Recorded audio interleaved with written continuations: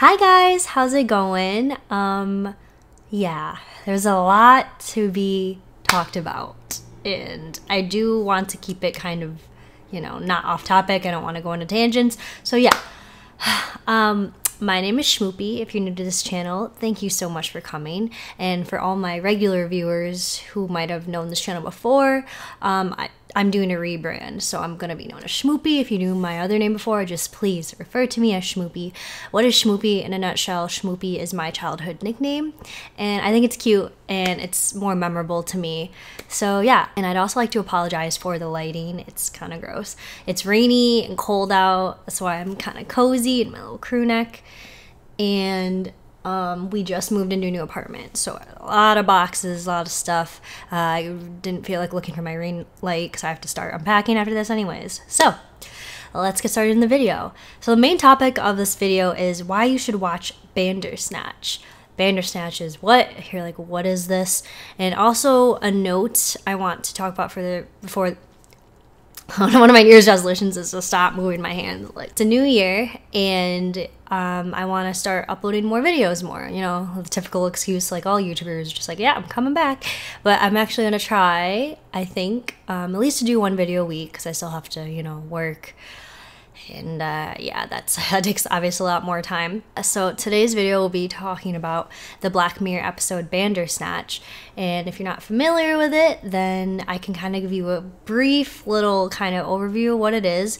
And I am going to have some spoilers in this. So what this video really is a sort of kind of a combination of review, commentary, reflection on this whole episode. There's a lot going on, so it's kind of like all jumbled in, and it will have spoilers. So yeah, so if you haven't really watched it, you can watch the first 30 seconds of this video, but I would not advise you to watch the rest of it if you haven't seen the episode, or if you're planning to see the episode, because it's gonna ruin it for you, or it might, spoil some things for you. So yeah, don't keep watching after I tell you the brief, overview. Basically, my main argument is that you should watch this Black Mirror episode, Bandersnatch. Now, if you're like me, I am a previous fan of Black Mirror. I've watched all of the seasons. Personally, for me, the current 5th season was not my favorite. Maybe I should rewatch it and really think it over. I don't know. To me, I wasn't really a fan of many of the concepts. I think I was so impressed with the 4th season, so I was expecting a lot more within the storylines, but I don't know, maybe I'll give it another chance. We'll see. So like I said, yeah, and if I'm looking down, I have some notes, so just to kind of, jog my memory. Black Mirror, obviously I watched all the episodes. I kind of know kind of how the episodes are shot and sort of the concepts and theories. And yeah, Black Mirror is, to me, it's kind of like a modern day Twilight Zone. That's the best way I can describe it if you haven't seen the show. I think a lot of them are shot in the UK, and I think most of the directors are from the UK. Well, majority, I think the episodes are in the UK. I know there's a few that had American actors in it too. Pretty much, actually, all of my favorite ones are in season 3, besides like San Junipero or Junipero, whatever. That's probably my least favorite episode. So a Twilight Zone kind of theme going on, with that kind of alternate universe, a lot of parallels, weird kind of what if scenarios. A lot of them, there's some of them that do take place in the future. A lot of high tech, modern technology of how it could alter society. Basically, a lot of questioning society and what could be in the future, or it's just, to me, that's one of my favorite type of movies, type of topics. So I obviously enjoy this type of series. So into Bandersnatch. So Black Mirror's episode Bandersnatch is a 90-minute interactive film, or interactive, where you as the viewer get to choose a lot of decisions made within watching the episode. I think it's an episode. To me, it's an episode. People call it a film because the 5th season came out a while ago, and I think it was delayed, I think I read. But this is a separate entity. It still has some of the same actors in it, but obviously they're not the same characters. But yeah, this came out recently, so I was super excited to watch it. and I watched it with my boyfriend, and it was definitely, what I can say before you watch it, or if you have watched it, like, it's an experience. Like, right after I read all the theories and other people's opinions on it on like a Reddit forum, because that's usually what I do with, you know, certain series or movies. Like I did that for Bird Box. I don't know. I just like looking at people's opinions and thoughts and when they watched it. So yeah, back to, here's the brief kind of overview of what it's about without giving it away too much. So my mini version of it is that you follow the character Stefan. It's set in the 80s, which I love meta 80s type of aesthetics, like Ready Player One. Well, no, that wasn't set in the 80s, sorry, but it had a lot of 80s themes and references. But you kind of know what I'm saying, like Stranger Things. I love that kind of series, and that's obviously been trending recently. And you follow the character Stefan, who is kind of like a young teenager. He's not really a teenager, young adult kind of teenager. He's going to have a job interview. Yeah. So he interviews at a game company. I don't remember the name, but the text or font looked like Sega. So I thought that was pretty funny. He interviews, and from there, it gets crazy. Yeah, if you haven't seen it right now, then go pause this video or exit out, whatever you want to do, and then go watch it, and then come back to me, and we can talk about it together. So yeah. Anyway, so people who have seen it, let's discuss this together. Yeah, so obviously my opinion of it is pretty positive because I'm already a prior fan. Well, again, not the current season, was not a fan. But Bandersnatch, ooh, it took it to another level. So when you guys are watching it, obviously we know that you can make the decisions, and you're obviously guiding Stefan, the character, and what he should do.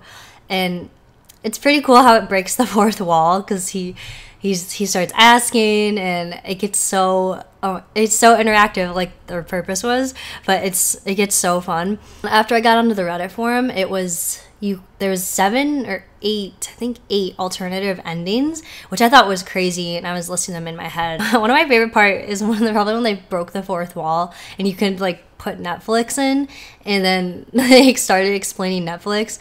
And I don't know, I thought that was like hilarious, and I was like waiting for something like extra, like for him to actually talk to the camera. He didn't fully break fourth wall, I guess that's wrong, but he definitely was aware that you as the viewer were controlling his actions. It was great to see Will Poulter in this episode, because he played Kenny in season 3, and I think he's in a few other things. I don't know on top of my head, but either way, he's probably one of my favorites in just the Black Mirror universe. I really liked his character, and the funny thing about his accent, to me, it was like, I don't obviously know a lot about British accents or English accents, but it was like an English accent, but set in the 20s, because he had that like that kind of weird accent. I don't know, it was funny. Anyways, so looking at it, Bandersnatch got 92% on Rotten Tomatoes. I think that's pretty good.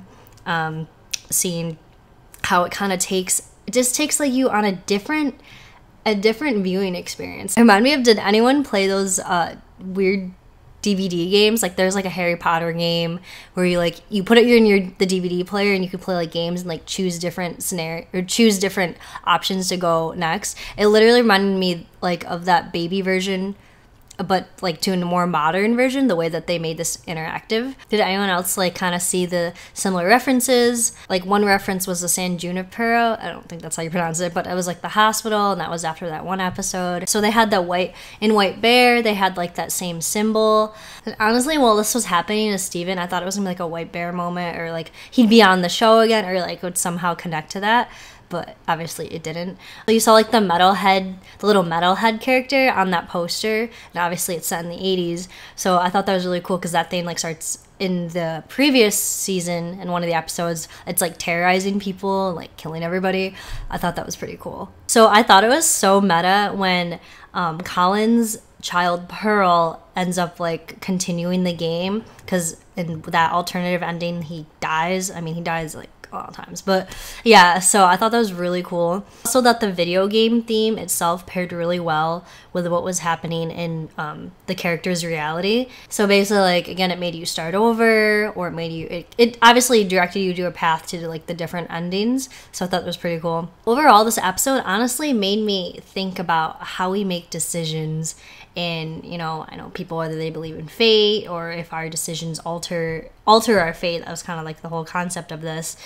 And it's kind of weird because that kind of all ended up to like the same thing where Stefan does end up in jail, even if his game was successful or not.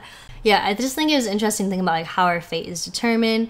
And even like now as a new year, it kind of had me like look back and, you know, me being basic, looking at all my memories. But it kind of made me think like how far you come to where you are now and what decisions you made. And whether those decisions, like, you would have made a different decision, how that would alter it now.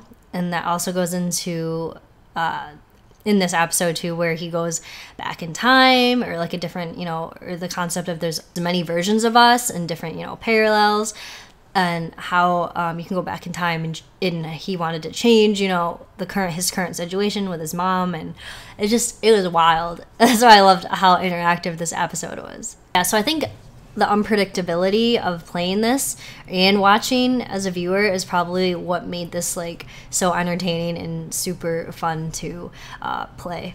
Oh, and I obviously need to mention how crazy one ending was, where you're back at Mrs. Haynes or Miss Haynes' office, the therapist. So it was like a Kill Bill spinoff when I was watching this, because that's literally what it reminded me of. I thought it was going to go into like a porno mode, the way that they were talking. I was like, what is happening? But oh my god, it was so funny. That was probably one of my favorite scenes. And it also got me thinking how many times they had to shoot just all these different alternative endings. And I was wondering like how the timing worked, or I just wonder what their plan was to how they shot it. It's just so cool.